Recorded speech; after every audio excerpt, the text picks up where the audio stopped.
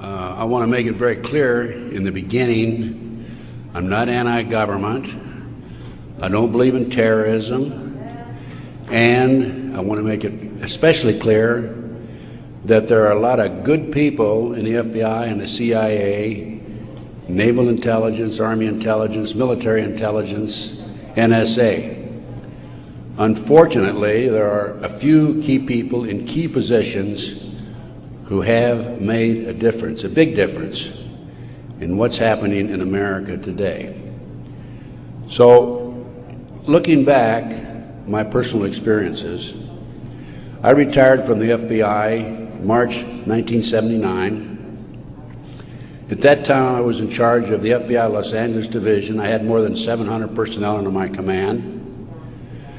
The Attorney General of the United States, Griffin Bell, asked me after I retired if I'd coordinate security for the Pan American Games. I did. I was a consultant in the 1984 Los Angeles Olympics. I was a consultant for former Governor Jerry Brown, California Narcotic Authority. So I do have credentials. My first major and credibility, believe me. Now, if you read the internet, you may not think so, because there are some heavy-duty FBI informants out there like Stu Webb and Barbara Hartwell, who are MKUltra mind control victims, CIA mind control victims, who are making all kinds of disparaging remarks about me. But I don't want to deal with those people, because if you read their material, you'll see that it's designed to discredit people like me, former State Senator John DeCamp, and other leaders who are trying our best to expose what's happening in America today, and actually around the world. Let's go back to 1776, May the 1st. Adam Weishoff was commissioned by the Rothschild family to set up the goals to control and take over the world with a one world government. Adam Weishoff came up with 25 goals. Among these goals were control the press, corrupt the youth through sex and drugs, elect our own people meaning the Illuminati, to key positions in all levels of the government, city, county, state, and federal. And it goes on. The final goal was to take over the world, the one world government. Information is very well documented by William Guy Carr in his book, Pawns in the Game. When I retired, I had no idea what was going on. I had no idea about the Illuminati. I had no idea about Adam Weishoff. However, my first major investigation when I returned from Puerto Rico was a Dr. Jeffrey R. McDonald case.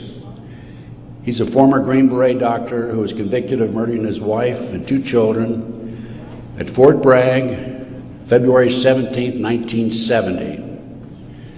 He'd been tried and convicted and sentenced to 3 consecutive life sentences. I was asked by the defense team to investigate the case because they claimed that Dr. McDonald was innocent. I said I would, but if I learned that he murdered his wife and 2 children, I would discontinue my investigation, no longer become involved. I want you to know I'm still working for Dr. McDonald. He is an innocent man. Now, once I became involved in the case, I had to read everything, and I learned that evidence was lost, evidence was stolen, evidence was altered. An FBI agent, Paul Stombaugh, lied before the grand jury. And most important of all, Colette, the wife, had skin where she had fought off the assailants under her fingernails. That skin was handed over to William F. Ivory, the chief investigator for the Army, and it has disappeared. 10 months into the case, October 25, 1980, I through a series of circumstances, I don't have time to go into the details now, obtained a signed confession from one Helena Stokely. I had 3 sessions with her, 10 days each, total of 30 days. Helena told me that Dr. McDonald did not commit those crimes, that they were committed by her satanic cult group.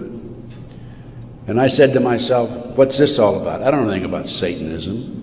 I read about it in the Bible, of course, and that's about it. But as I delved into the case, I learned that drugs from Southeast Asia were being flown into the United States to various military bases in plastic bags in the bodies of the dead GIs. I further learned from Helena that her satanic cult group was involved in distributing these drugs up and down the East Coast. They were mad at Dr. McDonald because he was abusive to the cult members and the GIs who went to the civilian hospital where he was moonlighting for relief of some sort. So they went in and attacked him that night. There were a total of 7 involved in the crime. She named them all for me. Right now, today, I know where some of them are located. But to further check and document this, I went to the UCLA library, and I found out, in fact, in the Time magazine, January 1, 1973, there was an article about bringing drugs in plastic bags in the body cavities of dead GIs. There was no question in my mind Helena was telling the truth. I gave her a polygraph test, and she passed. I had her examined by a psychiatrist, and she passed. And as a matter of fact, the government themselves had given her a polygraph examination early in their investigation before I entered the case. And Byzantine, the Army polygraph operator, said that she thought that she was telling the truth. She thought she was there that night. Now, the most recent series of events in the McDonald case, now I'm telling you a little bit about the McDonald case because that's what woke me up as to what was going on. It was after that I started researching and went back and found out about the Illuminati/Satanism. It was after that I learned considerable more about what was going on.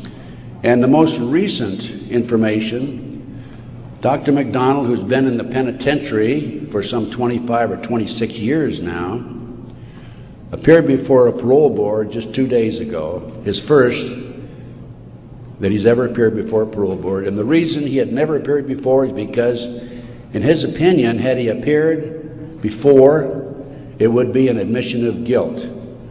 In this particular instance, he still claimed he was innocent, but he did appear before the board because he's a newlywed individual with a woman named Kathy. And of course, if you read the papers in the last 2 days, his parole was turned down, and the parole board made him eligible for another hearing in 15 years. This poor man not only lost his wife and 2 children, he has served 25 years in the penitentiary and another 15 years to go. He's 61 years old. I am still working the case. What are the latest developments on the case? In 1997, the judge, federal judge, agreed to do DNA tests. And they chose 15 individual pieces of evidence to be examined.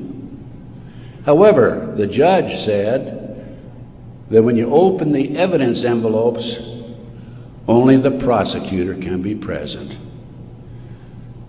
Well, they opened the evidence envelopes. The prosecutor did. How many do you think were empty? 5. 5 evidence envelopes were empty.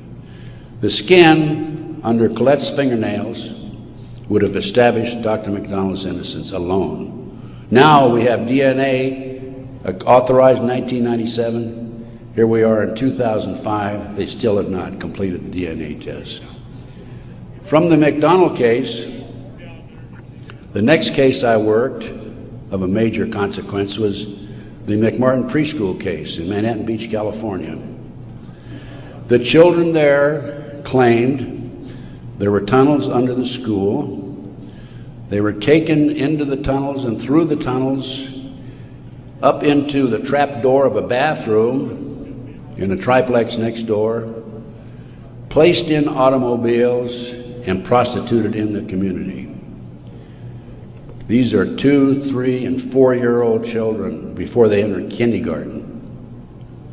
In addition, the children claimed that they were flown into the mountains where they were involved with adults in robes, black robes, chanting, candles. They talked about the brown babies who were cut up, actually sacrificed. And in checking into this and researching this, of course, this was obviously a satanic ceremony.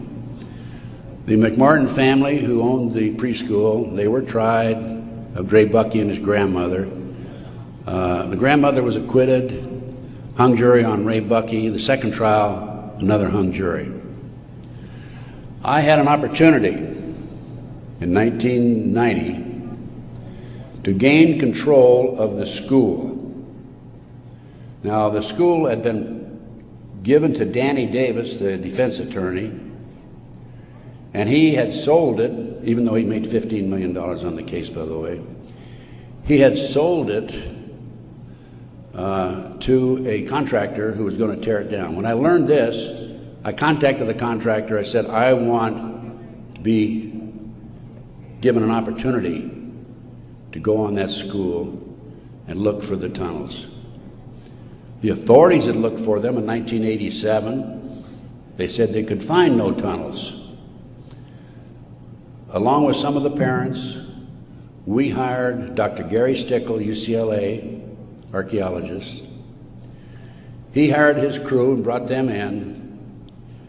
And in 34 days, Dr. Stickle said there had been tunnels under that school. They were covered up and they were covered in. An informant of mine told me that there was an abandoned satanic site in Crestline, California, up in the mountains. I went up into the mountains and obtained photographs, of the site. I have a lecture that I give where these pictures are available. It's called Gunderson Chronicles #2. It's a 4-hour lecture that I gave in Kansas City a number of years ago, which shows this abandoned site and also pictures from the McMartin Tunnel school dig. From there, I became involved in another case, very frightening case, because I established, with the help of people like John DeCamp, former state senator in Nebraska, that we have in this country today a covert military criminal enterprise, government enterprise, primarily by U.S. military intelligence, that is operating full throttle, and everybody refuses to investigate it. In the Nebraska case, it's called the Franklin Cover-Up. This is the book here that John DeCamp wrote, by the way. It's all documented in there. And in that particular instance, they were taking children out of foster homes, orphanages, Boys Town, driving them from Omaha, Nebraska to Sioux City, Iowa, 184 miles away, placing them in private jets and flying them to Washington, D.C. for sex orgies with prominent people, including congressmen, senators, and certain people in the White House. It's well documented. I have personally talked to Paul Benassi. I had a 5-hour interview with him. It's a tape that's available. I don't have it with me here, but you can order it. I have a 5-hour interview with Paul that he gave me in 1993. Paul told me how he was used. He was part of the kidnapping crew and was used as a decoy, and when he was 10, 11, 12 years old, in parks, shopping malls, to attract the children over near where the adults were in a car waiting for them. They throw them in the back seat, chloroform them, and make off with them.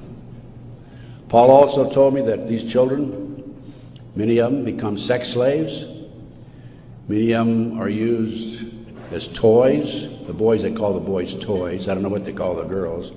But these degenerate, sick people, the men are more interested in the little boys than they are the girls for some reason. But it's all well documented. Paul drew the inside living quarters of the White House. Now, this information broke in about 1987. That's about right after I entered, just before I entered the case. I replaced a fellow named Gary Caradori, who was the investigator for a Nebraska Senate committee. Gary met the official photographer of the group, who had split from the group, defected, and agreed to take the pictures that this official photographer gave him, and they met in Chicago, agreed to take the pictures back to the committee. He flew out of Chicago in his private plane, a short distance out of Chicago. The plane exploded in midair, and his briefcase has never been found. He and his 11-year-old boy died. His briefcase has never been found. The rear seat of the airplane has never been found. I made every attempt possible to obtain possession of or control of that plane, because I wanted to examine it for bomb chemicals, particularly the back seat. It's no longer available. Nobody knows what happened to it. Gary Caradori was a civilian, yet it was taken to a military base for examination. A deputy sheriff was the first one on the scene. He saw the pictures. He started picking up the pictures. An FBI agent came along, took the pictures away from him, told him to keep his mouth shut. He started talking to a few people. A year later, his wife was murdered. He's no longer talking. This international child kidnapping ring, I later learned, was out of Washington, D.C. It was very active, and the organization is known as the Finders. And I have a report on the Finders back there. Everything I'm telling you is documented, by the way. The Finders has been established and operating throughout the 1960s up to the present time. It was exposed in 1987. They moved their operation to Wichita, Kansas, and they're operating right today in Wichita, Kansas. I have taken my report to the FBI half a dozen times, demanded an investigation, and I have yet to be interviewed. So we have the Finders, we have the Franklin cover-up, which documents what I'm telling you. We have the pawns in the game. Pawns in the game is the Illuminati. This is the Illuminati/satanic movement in this country today. And the last thing I'm going to mention in the way of a book is why Johnny can't come home. Johnny Gosch was, September the 5th, 1982, a newspaper boy on a Sunday, and he was about to deliver his newspapers in West Des Moines, Iowa. He never delivered any newspapers. He disappeared. The mother, Noreen Gosch, was dumbfounded, didn't know what happened, demanded an investigation of the FBI and by the West Des Moines Police Department. The chief of police in West Des Moines said to her, even though he's disappeared, we do not have any witnesses who saw him being grabbed and placed in a car or being taken control of. So we're not going to investigate it. The FBI used the same premise. They refused to investigate it. Now, I've been involved in kidnappings in the FBI, and I can tell you that it's automatic within 24 hours, at the end of 24 hours, that we had to go in my day, this was back in the 50s, 60s, and 70s, we had to go in and start investigating the case after they've disappeared for 24 hours. Today, as I stand here and you sit there,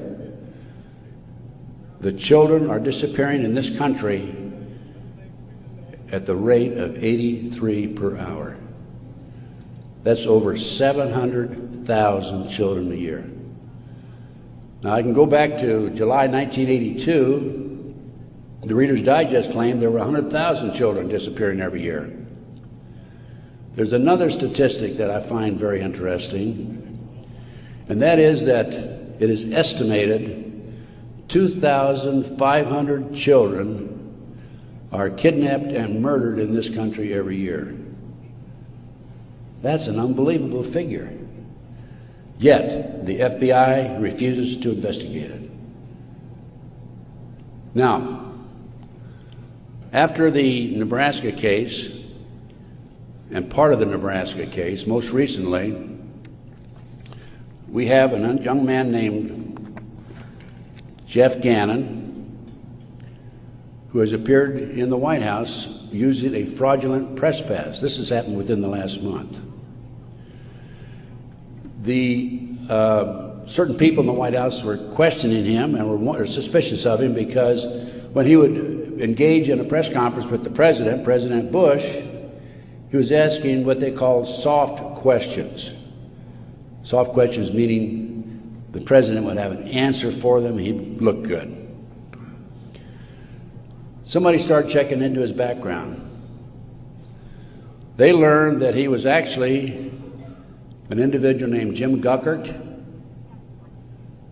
This is all on the internet, by the way. And Guckert had a homosexual website. So Jeff Gannon is an alias of Jim Guckert. Now his picture appeared in the internet, and he is believed to be Johnny Gosch, who was kidnapped September the 5, 1982. The mother, Noreen Gosch, who wrote this book, Why Johnny Can't Come Home, I have a 2-hour interview with her on video, available again if you want to check my order blank. She did not sit still for this. Can you imagine if the 83 mothers of children who disappear every hour would do what Noreen Gosch has done? We wouldn't have this problem today. She went to the FBI, demanded an investigation. They refused to investigate. The police refused to investigate because the case tied into the Franklin cover-up. Some of our top politicians in the country, leading businessmen, Harold Anderson was identified by the children, past publisher of the Omaha World Herald. The head of the Nebraska Forestry Service was identified by these children. There 80 children came forward in this Nebraska case. And it goes, as I said, right up to the White House. In 1987, according to Paul Benassi, he was furnishing toys, or little boys, young boys, to the sick people, certain sick individuals in the White House itself. I have the names of some of these people. No need to mention it here. Some of them are mentioned in the Franklin cover-up. But it does appear that Jeff Gannon is, in fact, Johnny Gosch. Noreen Gosch, the mother, has looked at the pictures. She believes it's Johnny Gosch because he has a scar on his right cheek about the size of a nickel. It's white. Gannon has a scar there also. Little Johnny Gosch had a birthmark on his left chest about 8 inches long. From looking at pictures of Jeff Gannon on the internet, it appears that he had a birthmark at one time, and there's been an attempt to erase it. I personally talked to one of the youngsters who was involved in this network. I've talked to several of them. And he assures me that Jeff Gannon is, in fact, Johnny Gosch. Well, how did Johnny Gosch get from West Des Moines, Iowa, 12 years old, all the way with a phony press pass into the White House as of a few weeks ago? Well, what happened to Johnny is that he was transported from West Des Moines, Iowa to Sioux City. He was placed on a farm for 3 weeks, sexually molested.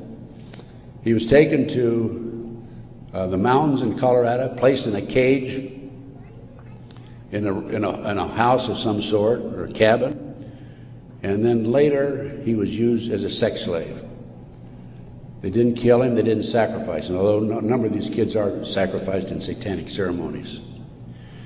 Now, he escaped with another young man. They stole a car, and in 1997, Johnny knocked on his mother's door at 2:30 in the morning, Noreen Gosh, and said he wanted to talk to her. He was there with another young boy. He came in, he told Noreen, he says, "Mother, I was kidnapped. I've been placed in a covert military CIA-controlled, mind-controlled project and used as a sex slave." He said, "I can't come forward at this time because they will kill me." And then he left. Noreen says that's the last time she talked to him, 1997. Now, several years after that, a girl named Burns, who was a producer for 2020, decided to do a story on the Johnny Gosch kidnapping and the Nebraska case. And she interviewed me. In fact, I spent 5 days with her, gave her the benefit of all my research, which is available to you folks also.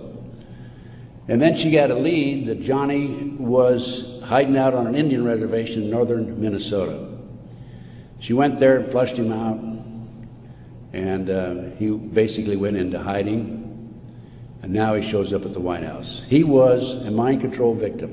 If you don't know anything about MK Ultra mind control program, it came into this country through the German scientists after World War II.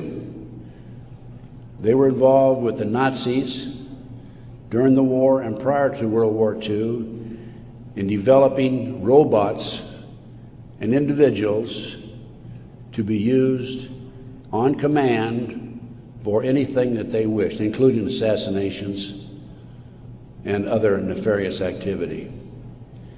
The MK Ultra program, CIA mind control program, was investigated by Congress in 1987. Congress said, CIA, you got to quit doing that. You're bad boys. And they said, we will quit. Don't kid yourself. It's very active today.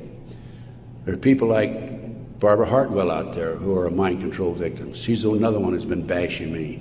I must be doing a pretty good job because I wouldn't have these people criticizing me on the internet like they do. And of course, it doesn't bother me in the least. But going back to the Nebraska case and MK Ultra, a lot of this training took place at Offutt Air Force Base in Omaha, Nebraska, which was Strategic Air Command headquarters.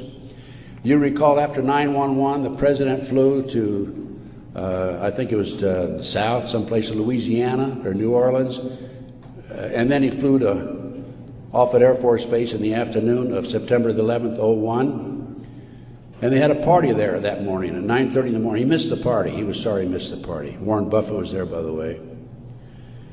And the MK Ultra program has been very actively administered, not only at Offutt Air Force Base, at Fort Bragg, North Carolina, the place where Dr. McDonald's family was slaughtered in 1970. Now, the Nebraska case, I don't want to leave that without telling you that in the early 1990s, Yorkshire TV came to the United States with a camera crew for 7 months to do a documentary on it.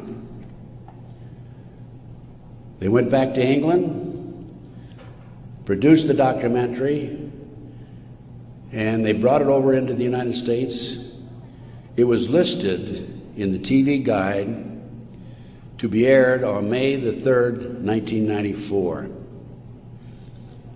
When certain members of Congress found out about it, they threatened the cable industry with restrictive legislation. Somebody anonymously bought up the rights to the videotape or the documentary and ordered all copies destroyed. I just happen to have a bootleg copy of that documentary, and it is available. I have been selling these and these books and getting this report out of mine to anybody that's interested in it. And by the way, I have a 5-package deal for you at about a 15% discount, 15 to 20% discount if you buy all 5 items. So about 6 months ago, as any good investigator would do, I said, I'm going to get a copy of that TV guide. I didn't have a copy. John DeCamp had one at one time, couldn't find it. That's typical of John, by the way. Good friend, great guy. And so I said, I'm going to get my own copy. So I wrote to TV Guide people. And I received a copy of the TV Guide for May 3rd, 1994. 10 p.m. Discovery Channel. It's not listed. A nature show is listed instead on the new reprinted edition. I'm not going to be outfoxed by these people. I went to the Los Angeles Times TV log. It's listed, Conspiracy of Silence. I called a friend of mine in Philadelphia, and I said, check the TV log for the Philadelphia Inquirer. Conspiracy of Silence is listed in the Philadelphia Inquirer. The power of the press. They changed and reprinted the whole TV guide. It never has been shown publicly in the United States, and I doubt if it ever will be shown publicly. But as I said, it is available to you.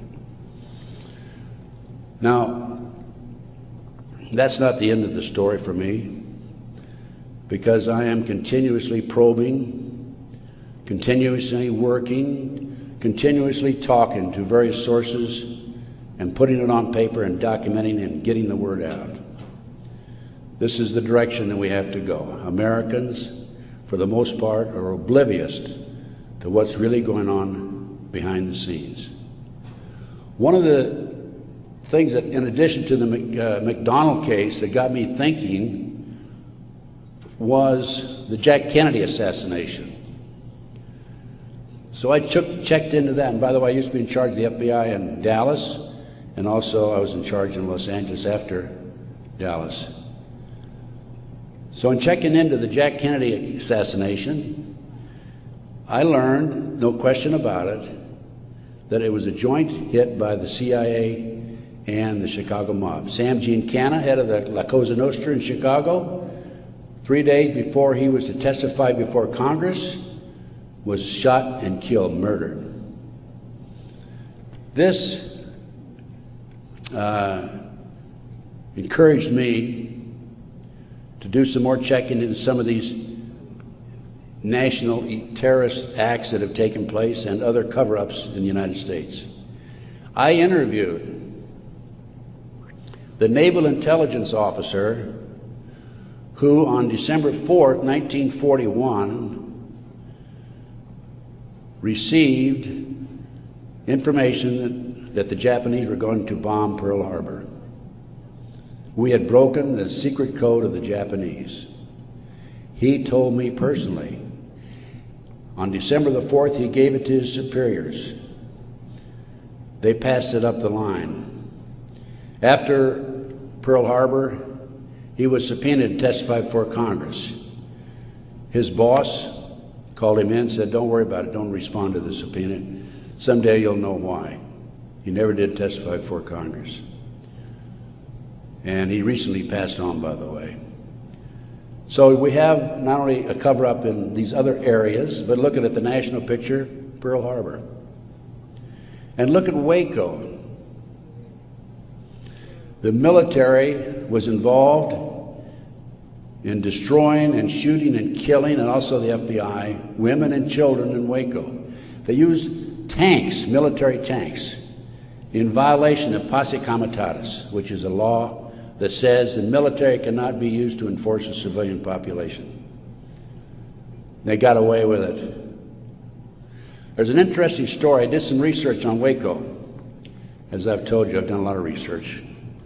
And in many instances, I've not only been there, I've done that. And I've been on the scene. I've spent most of my retirement money investigating these matters, including Oklahoma City, and I'll go into that in just a minute, 911 and so forth.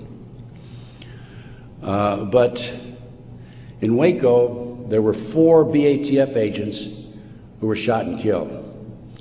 Some of the Branch Davidians were tried, sentenced for these, quote, murders, and are serving prison terms today, probably for life. In researching the 4 BATF agents who were shot, I learned every one of them was shot in the head.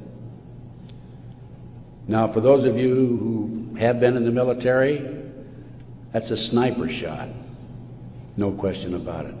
One of them, the bullet, the trajectory of the bullet was from above, down through his lip, and into his body, probably from a helicopter. It's interesting to note that these 4 men, BATF agents, at one time were all bodyguards for former President Bill Clinton. That was Waco. Ruby Ridge. Randy Weaver was set up by a BATF, Bureau of Alcohol, Tobacco and Firearms, informant. He bought a shotgun that was about 1/4 of an inch too short by law. They arrested him and served him with a warrant. He refused to appear before the courts, and they sent an army after him. Horiuchi, the FBI sharpshooter, shot and killed his wife while she was standing in the doorway. He used to brag about what a great shot he was. Another instance where they tried to railroad a good, loyal American who fell in a trap. And then we have the 1993, continuing with the great conspiracy. I call this a great conspiracy, and that's what it is. Car bombing of the World Trade Center. I have a copy of the New York Times, October 28, 1993, and in the article, this was reporting from the trial that took place, an FBI informant named Salam, who was in among the terrorists, testified that he was commissioned by the terrorists to put the bomb together, the car bomb together, to bomb the World Trade Center in February 1993.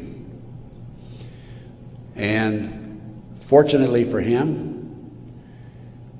when he met with the terrorists, he wore a body mic, so he could record every word that was said.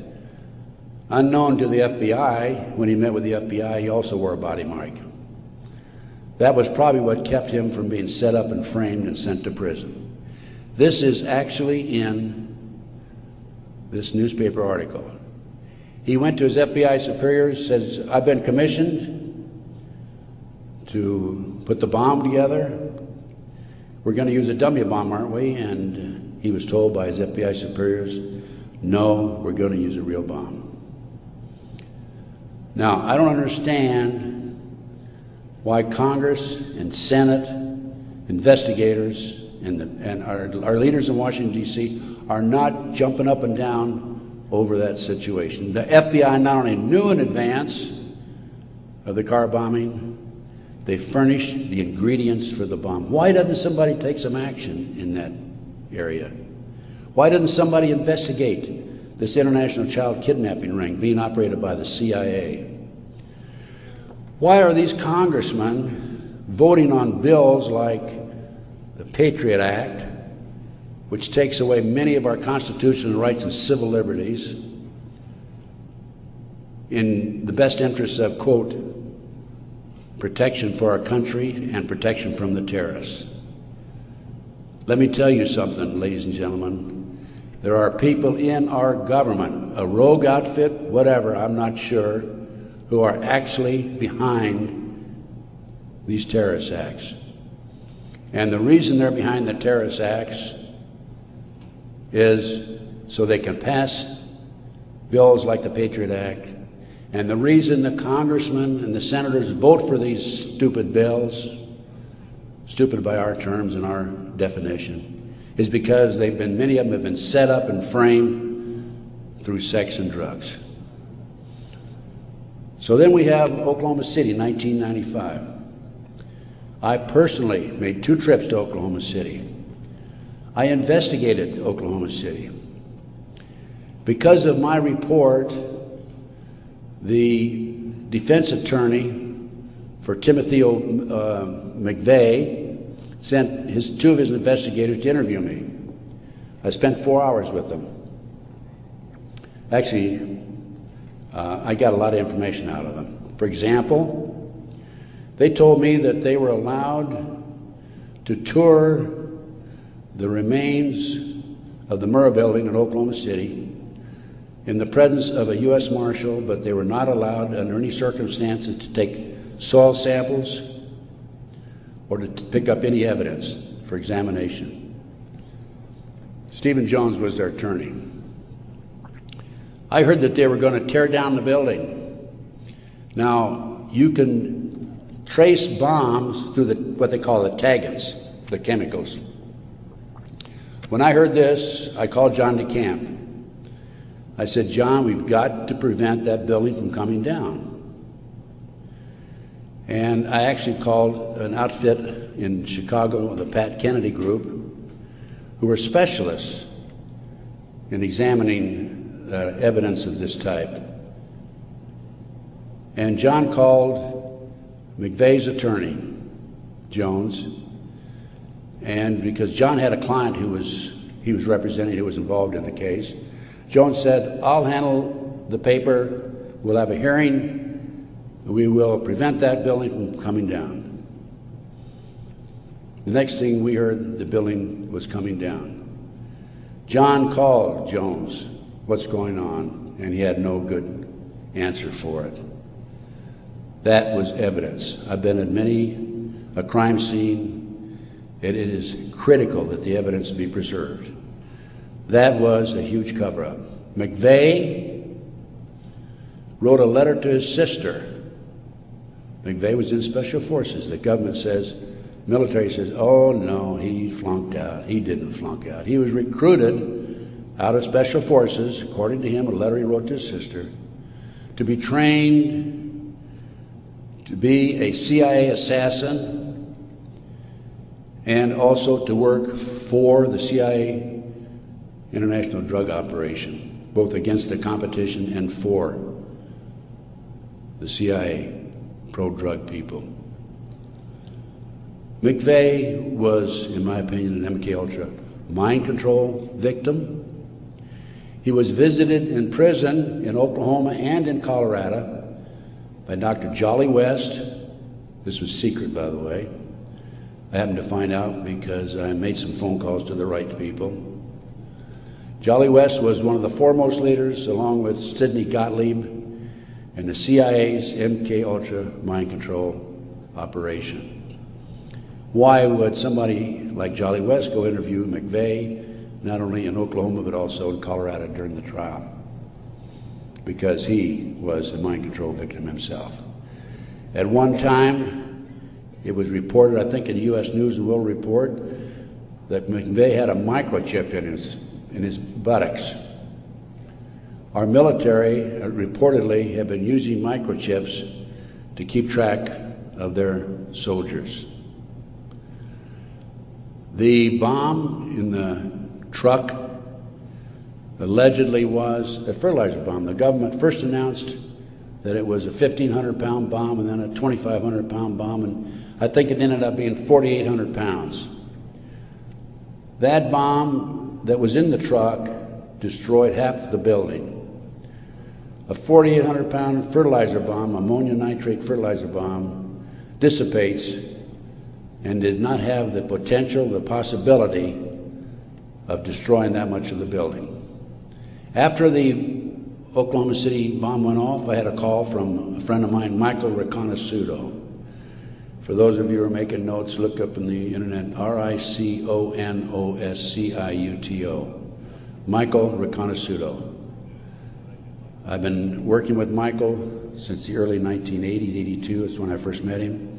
He was a CIA agent, operative for some 2 decades. He was also an FBI informant at one time. His father owned the Hercules Manufacturing in Silicon Valley, California. Hercules Manufacturing developed what is known as the electro-hydrodynamic gaseous fuel device, which is a highly classified bomb. The bomb was actually manufactured by Dyna Nobel out of Salt Lake City. Now, Michael, in the meantime, is in jail now, right today. In fact, I talked to him yesterday because he started to talk before the Brooks Committee about a very interesting case involving the Promise software. The Promise software was in a computer operation that developed all kinds of intelligence information on you and I and every citizen in America. The Department of Justice leased it for 2 years. At the end of 2 years, they refused to pay Bill and Nancy Hamilton the $10 million they owed them. Then the Department of Justice, through Earl Bryant, past president of United Press International, took that computer and sold it around the world.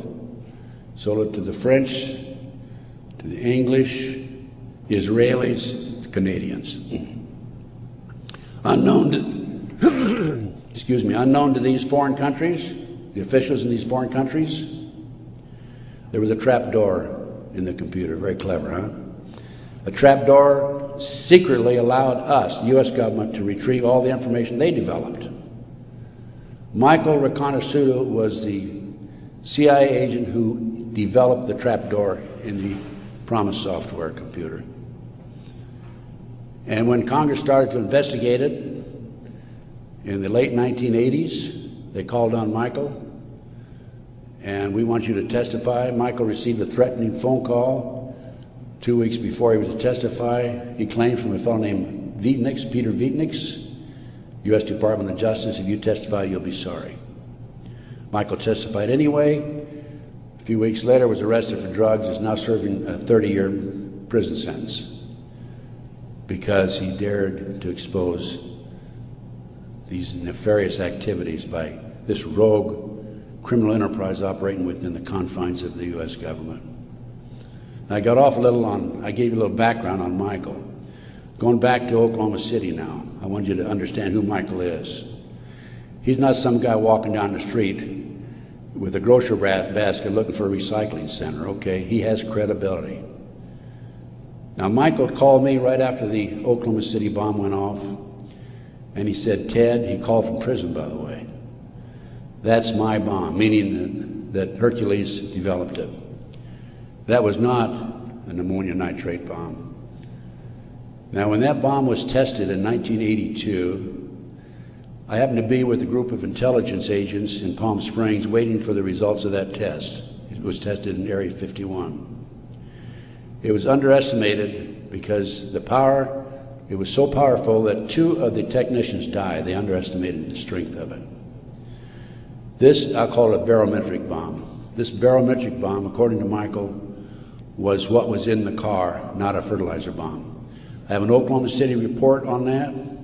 So what did I do as an investigator? Well, I went to the Pickaninny Arsenal in New Jersey, and I gave him the contract number, which I obtained through a science magazine. One of my associates actually did the research on that. And I gave the Picatinny Arsenal the contract number. This is public, available to the public, by the way. And the Picatinny Arsenal came back and said there's no such contract here, even though I had the contract number. By the way, that's documented in my report. And I went to Dyna Nobel, who I knew manufactured it, and they didn't even bother to respond. It's interesting to note that a Dyna Nobel expert witness testified at the grand jury when they indicted McVeigh. In September of 1995, some 5 or 6 months after the 19th of April, 1995, Oklahoma City, in September, there was a I lost my train of thought there for a minute. Oh, there was an article in Fireman's Magazine. It was written by the editor of Fireman's Magazine. The information was obtained from the Oklahoma City Fire Department. And in that article, again, that's in my report, in that article, it states that 4 unexploded devices were taken out of the building. When people were in the building after the bombing, dying, they discontinued the rescue efforts for some 5 hours while they carried out a bunch of government files, men in blue suits of some sort, sweatsuits. So what I'm telling you is Oklahoma City was perpetrated by certainly people other than McVeigh and Nichols, and now Roger Moore, if you read the paper recently, the gun dealer who claims that he was robbed of his guns in Arkansas and that money was used to finance the Oklahoma City bombing. Roger Moore has been accused by Terry Nichols of being involved in it. Roger Moore denies it. Roger Moore, at the time of the Oklahoma City bombing, was an FBI informant. I had an inside investigator in Oklahoma City tell me that there were at least 11 other individuals involved in Oklahoma City. Okay, that brings us up. We've gone through Pearl Harbor, Waco, Ruby Ridge, car bombing 93, Oklahoma City 95. That brings us up to 9/11. As I said, Michael's in prison. I'm his, quote, investigator of record, which means I'm like an attorney. I should have access to him on a regular basis. I represent this man. For a year prior to 9/11, actually a year and a half, I tried to get in and see Michael. He was in prison in northern Pennsylvania. I was in the Philadelphia area. The Bureau of Prisons would not allow me to see him. I finally was able to talk to Michael in January 2003. I flew to the East Coast, spent 3 days with him. Michael told me that he had developed information from among his contacts in advance of 9/11 that they were going involved in using missiles, airplane missiles, and they were going involved in skyjackings. They were training Arab terrorists, and also he knew the identity of the person in the United States, an Arab who lived in Paterson, New Jersey, who was the leader of terrorist activity by the Arabs in this country. Now, Michael had this information because, you're saying, how could Michael develop this information being in prison? Because I met with Osama bin Laden, along with Michael, and along with the State Department representative in the spring of 1986. At that time, I was contacted by a former top Ronnie Reagan official who said, can we help the Afghan rebels? They were our friends then. And I called Michael, I said, what do you think? And he said, let's meet. So there was a fourth fellow there. We didn't know at the time it was Osama bin Laden. Has actually used the name Tim Osman, traveling under a Turkish passport. But because of Michael, I passed the ball to him. I just arranged for the meeting and went on. But Michael traveled all over the world putting this package together to furnish the Afghan rebels with the surface-to-air missiles that defeated the Soviets, really, shot down their helicopters. As a result of this, Michael developed sources inside the Arab world. And that's how Michael knew in advance about 9/11. Michael told the FBI on March the 20th, 2001, about this plan to use skyjack airplanes and use them as missiles. He also furnished to the FBI one of his sources, one of his confidential sources, inside the Arab group. The FBI interviewed him, threatened him with prosecution, and deported him. That man, along with his family, have disappeared. We think that they're dead. The FBI refused, absolutely refused to look into this situation. More shocking is that Michael had the names of the people who were obtaining the false names of the people, the Arabs who were obtaining false passports. Had their names. He had the source who could furnish him that information. He told FBI agent Keith Kutry, March 20th, 2001, excuse me. He told Kutry, he says, I'll give you these names, the name of this person who was coordinating the whole project for the Arabs, providing I be given immunity and he be given immunity. Mr. Kutry, in spite of the fact he was armed with this information 6 months prior to 9/11, came back 2 days after 9/11 on the 13th and saw Michael in prison again. Accused Michael of being anti-government, anti-FBI, being a publicity seeker, and so forth, being disloyal. And so Michael, of course, didn't have much to say after that. Michael's still in prison, as I said. But we had this information, the FBI had this information, did nothing with it. Kutry admitted on September the 13th, admitted that the FBI did nothing with it. So after I visited Michael, excuse me, 2003, I felt it was important that I confirm that the FBI did meet with him. The Bureau of Prisons would not furnish Michael with the visitors list to confirm it. And so I started writing letters to the FBI through Senator George Allen. Oh, thank you. Thank you. And to confirm that he did in fact meet with them, I wanted to document it. I also asked for the identity of the other agent who was with Agent Kutry. And I had a terrible time. It took me a year and a half writing letters to the FBI to get them to admit that they'd interviewed Michael on March the 20th, 2001. I finally did have that information. That information is available again in one of my reports, my terrorism report that I have in the back. So that basically brings me up to the present time. I think my time is up. But I feel compelled, as a former FBI agent, I had all this training, and I feel compelled to do everything I can to educate as many fellow Americans as I can as to what's going on behind the scenes.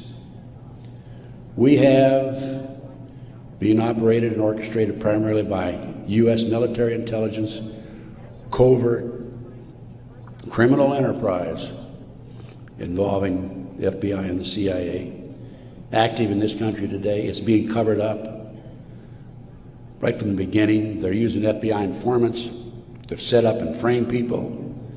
By the way, they tried to frame me on a drug deal back in 1984. It didn't work. The girl that they used to try to frame me contacted me, said, I need to meet with you. We met, she told me the whole story. I took a signed statement from her. Her name is Pam Fawcett. And I said to Pam, Pam, you're working for these people, the DEA and the FBI in Modesto, by the way. She was making phone calls to me. I said, you're working with these people trying to set me up. Why have you, and of course, in the phone calls, she kept saying, trying to get me to make admissions that had knowledge of a felony, and I wouldn't. I said, I don't have any knowledge of that. Or was involved in a felony, actually. I said, Pam, look, you were working with these people for 6 months. They gave you $2,000. You had the run of the FBI office. You had your own coffee cup. Why did you come to me and tell me this now? And I'd helped her, give her a little advice about her 14-year-old son in the interim, you know, talking back and forth as any individual would do who might be able to help. And she said, "Ted, I woke up the other morning and I realized you're the only honest son of a bitch I've talked to in 6 months." Those were her exact words. The FBI not only tried to set me up on a drug deal, I've also been the victim of 4 separate investigations. They tried to set me up on a fraud case in Dallas. And most recently, very frankly, I've been under surveillance, heavy surveillance. I've had illegal entries into my car, into my apartment. There's been attempts to gas me within the last month, and I was able to anticipate it and avoid it. But they don't want people like me out telling the truth. And that's what I'm doing, and I will not stop. I will continue to do so in the future. So that's basically it. I brought you from 1776 to the present time. We went through one conspiracy after another. Brian Gimbel was interviewing Jim Nichols, Terry Nichols' brother, on national TV after the Oklahoma City bombing, by the way. And I had given Jim Nichols my Oklahoma City bombing report. And Jim said to Brian Gimbel, he says, "Have you read Ted Gunderson's Oklahoma City report?" And Gimbel says, "Oh, Ted Gunderson's a conspiracy theorist." I want you to know I'm not a conspiracy theorist. I'm a conspiracy realist. It is there.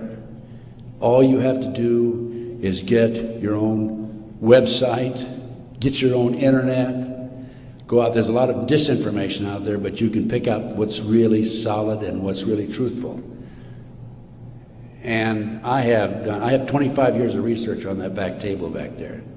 And if you buy any of my reports or this videotape or any of my material, I want you to make a promise that you will make copies and distribute it far and wide. We need to wake up America. Right now, let me emphasize again, I'm not anti-American. I don't believe in violence. I believe in change through legal means. But we need to wake up an apathetic, sleeping society that is active in America today. And this not only ties into MK Ultra, CIA, it ties into Satanism. There are approximately 4 million practicing Satanists in America today involved in the Nebraska case. And I can go on about satanic cults for another hour, but I think my time is almost up. I might mention that, speaking of Satanism, there are between 50 and 60,000 human sacrifices, according to 3 different sources, in this country every year. The satanic cults operate secretly. The satanic cults are, along with our covert criminal enterprise within the government, a serious threat to our society. And I thank you very much.